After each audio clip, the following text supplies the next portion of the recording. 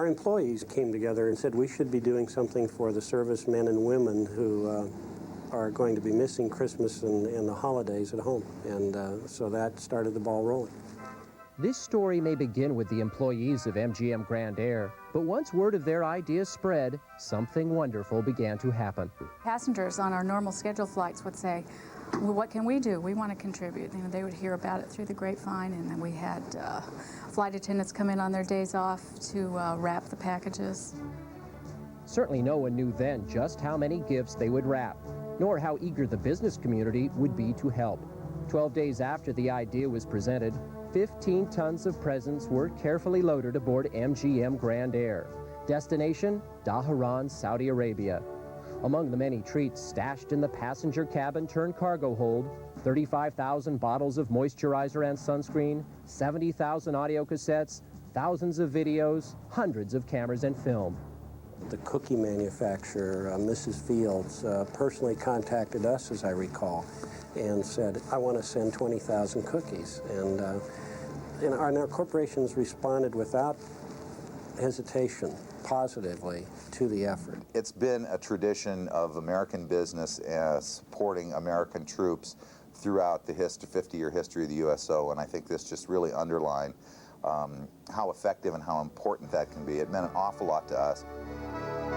One of the recollections I have is seeing 200 employees out in front of us the day we departed and saying how proud I was of those people, that in 12 days we could pull this together and make it work.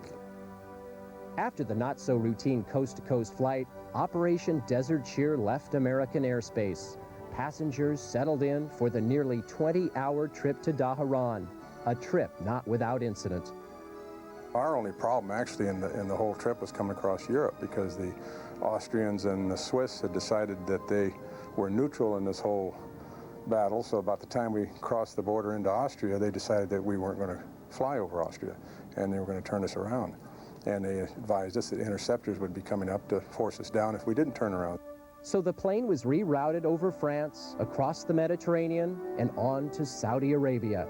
When we finally touched down, it couldn't have been more dramatic circumstances. This huge red sun was setting, and I remember the silhouettes of the big cargo planes with the noses open, and like something I'd never seen before.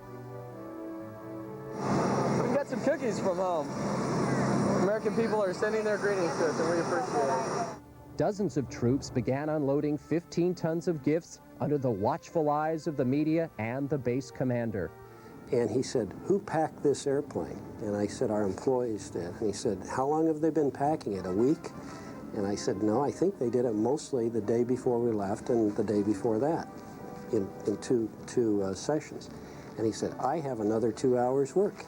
The plane may have only been on the ground 6 hours, but on this trip, 6 hours was all the time it took to make new friends.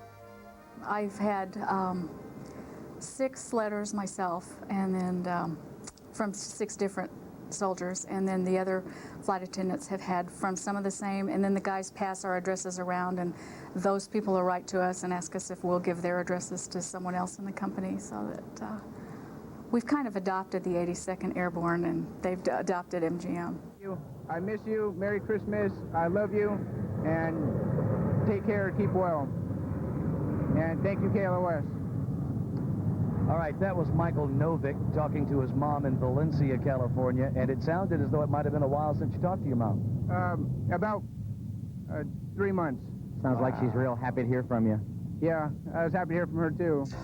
Among those in the Operation Desert Cheer contingent, radio entertainers Mark and Brian of Los Angeles station KLOS.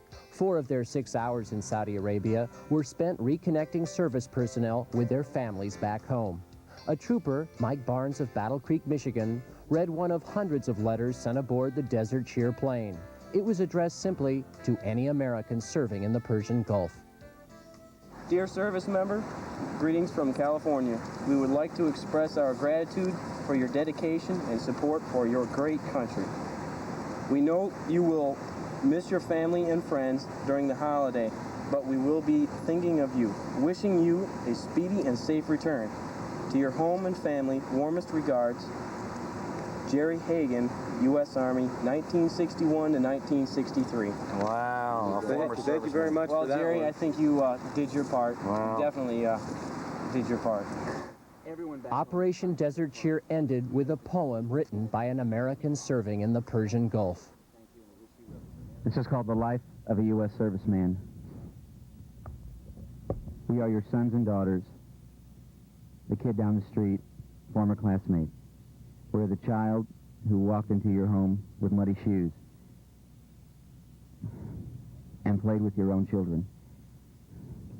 We're grown now and have offered the greatest sacrifice, our own lives to preserve freedom. We are separated from our loved ones, yet we don't ask much. But my friend, don't forget about us. We don't start wars, politicians and governments do. We are here to stop war because we are the ones dying. So the next time you see a young serviceman, please realize we might die tomorrow. Protecting your life and freedom, and please, my friends, don't forget about us. Merry Christmas from Saudi Arabia. America, America, may God thy gold refine till all success be nobleness and ever again divine. And you know, when I was in school, we used to sing it something like this. Listen here. Oh, beautiful, far spacious skies, far amber waves of grain,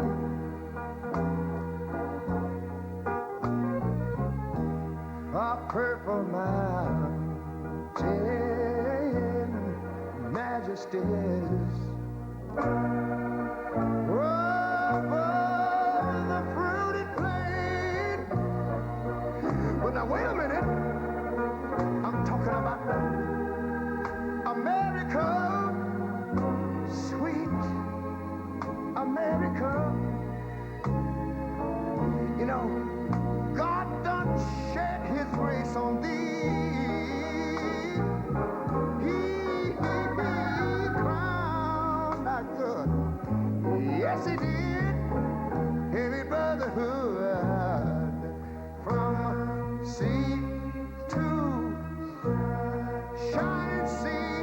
You know, I wish I had somebody to help me sing this.